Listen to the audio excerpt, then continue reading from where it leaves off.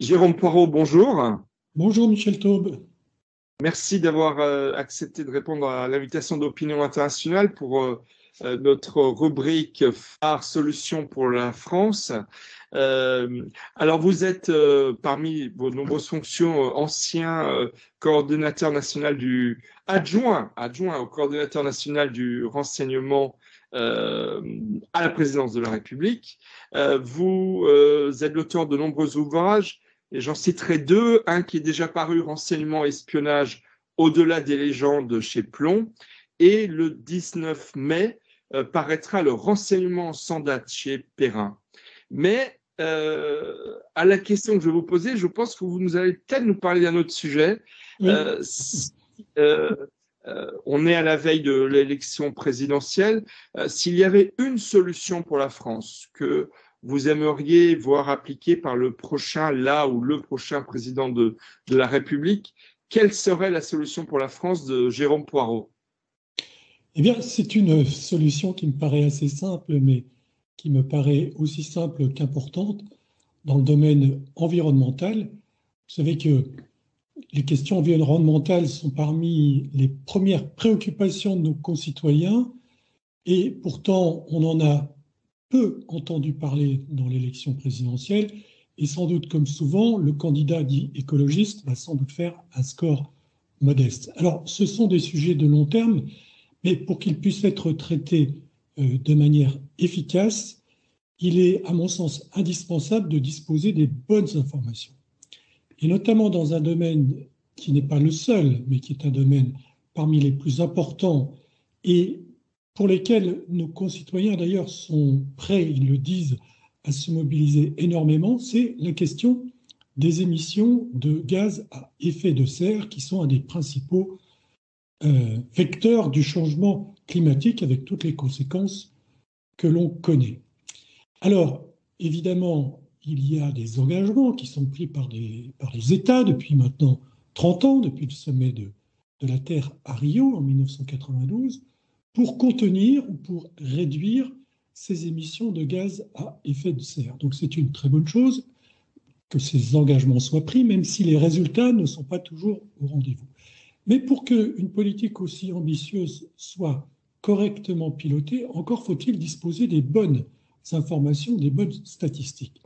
Or, que constate-t-on? Non pas que les chiffres utilisés soient faux ou soient, pire encore, trafiqués, bien entendu non. Mais, à mon sens, ils ne décrivent pas entièrement ce qu'est la situation de chacun des États. Les États publient des statistiques sur les émissions carbone émises depuis leur territoire. Alors, c'est une très bonne chose. Ça conduit par exemple le Danemark à se vanter d'avoir réduit de 50% ses émissions en un peu plus d'une dizaine d'années, mais c'est une approche trompeuse des choses. À mon sens, ce qui compte, c'est non pas ce qui est produit sur le territoire comme gaz à effet de serre, mais ce qui est finalement consommé par le pays. Et on le sait, on le voit, mais encore faudrait-il traduire ça dans les statistiques d'émissions de chaque État. Par exemple, la France, mais comme beaucoup d'autres pays occidentaux, se fournit beaucoup en Chine. Chine qui produit la plus grande partie de son électricité à partir du charbon, et marchandises qui sont produites en Chine, qui sont acheminées en Europe, qui là aussi sont extrêmement productrices de gaz à effet de serre. Et donc ce que je propose, c'est que, par exemple, la France, elle pourrait être pionnière dans ce domaine comme elle l'est dans beaucoup de domaines, que la France établisse une autre comptabilité de ses émissions de gaz à effet de serre, prenant en compte tout ce qu'elle consomme, mais qui est produit ailleurs que sur son territoire.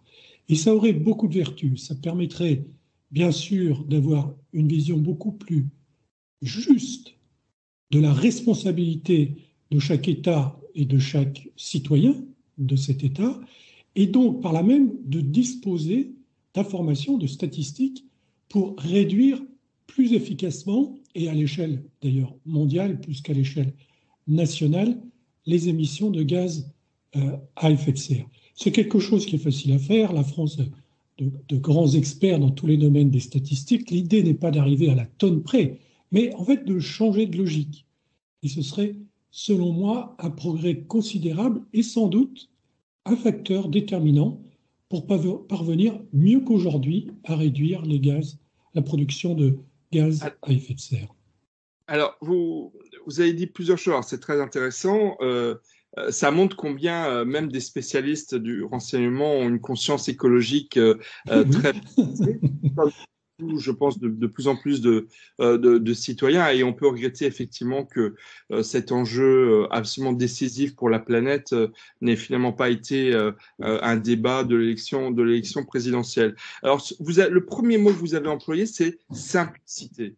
Alors, si c'est si simple à faire, pourquoi ça n'est pas fait? Et deuxième question, ce que je n'ai pas bien compris, vous dites c'est juste une question d'information ou faut-il prendre des mesures plus radicales, c'est-à-dire, par exemple, d'interdiction d'importation de produits dont la teneur, dont le bilan carbone. Dont le bilan carbone est tellement mauvais qu'il ne pourrait pas rentrer sur le territoire danois, français ou, bref, européen.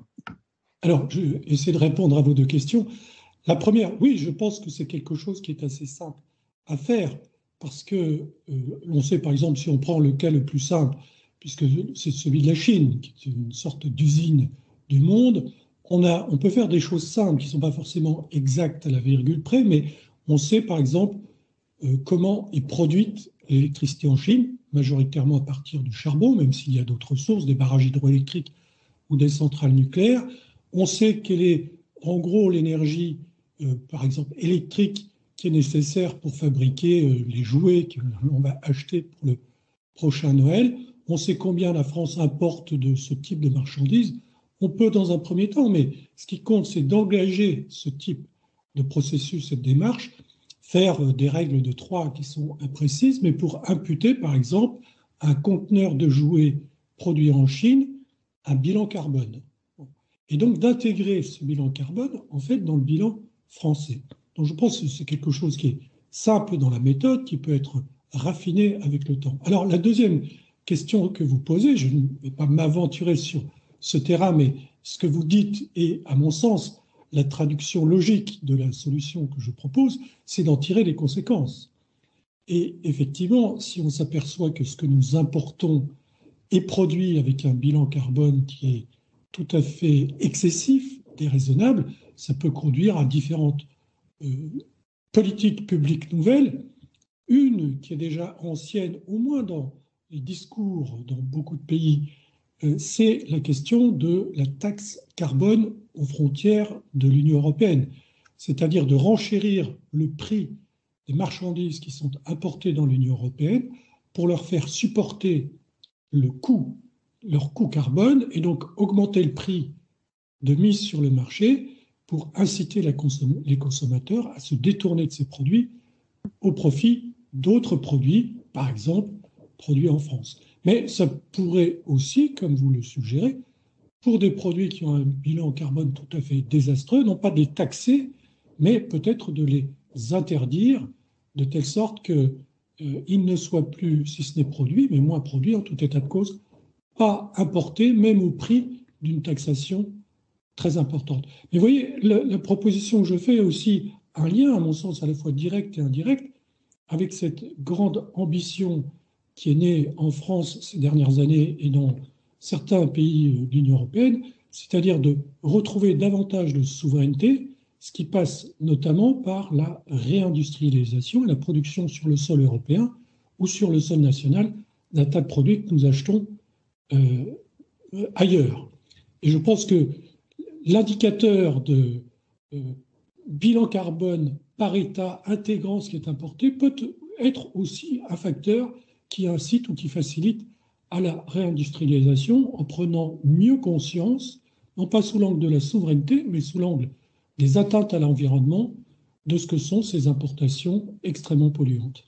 Tout à fait. Et l'Europe a beaucoup de handicaps, mais elle a un atout, c'est qu'elle est encore le premier marché économique mondial. Bien sûr. C'est sûr que si l'Europe prenait des mesures aussi fortes, elle serait à la fois, elle produirait, comme vous venez de le dire, effectivement, certainement une réindustrialisation de certains pans de nos industries, mais elle mènerait aussi certains de ces pays importateurs à revoir peut-être leur bilan carbone dans l'espoir de justement réinvestir le marché européen.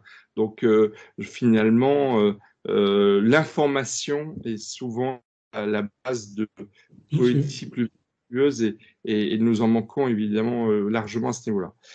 Merci Jérôme Poirot. Alors si, une dernière question. Est-ce que vous pensez que là où le prochain président de la République réalisera cette solution pour la France que vous préconisez? Oui, je le crois, parce que même si les questions environnementales sont dans notre pays depuis maintenant des décennies plus un discours que une politique publique globale produisant des effets extrêmement importants, les choses ont changé quand même avec les années. Et ce qui est déterminant, à mon sens, c'est moins qui sera le prochain ou la prochaine président ou présidente de la République, mais le fait qu'il y a de plus en plus une volonté de nos compatriotes d'agir plus efficacement et de manière plus radicale et peut-être plus rapidement que ce que ça n'a pu être fait jusqu'à présent. Et donc, comme je demeure bien entendu optimiste, je pense que le prochain chef de l'État examinera sans doute cette proposition et, je pense, aura la clairvoyance nécessaire pour la mettre en œuvre. Eh bien, soyons effectivement optimistes, comme vous le dites, Jérôme Poirot, et je vous remercie d'avoir répondu à notre interview, et j'invite nos lecteurs à réserver dès maintenant votre prochain ouvrage à paraître le 19 mai chez Perrin, Le renseignement en 100 dates. Merci Jérôme Poirot. Merci Michel Taube.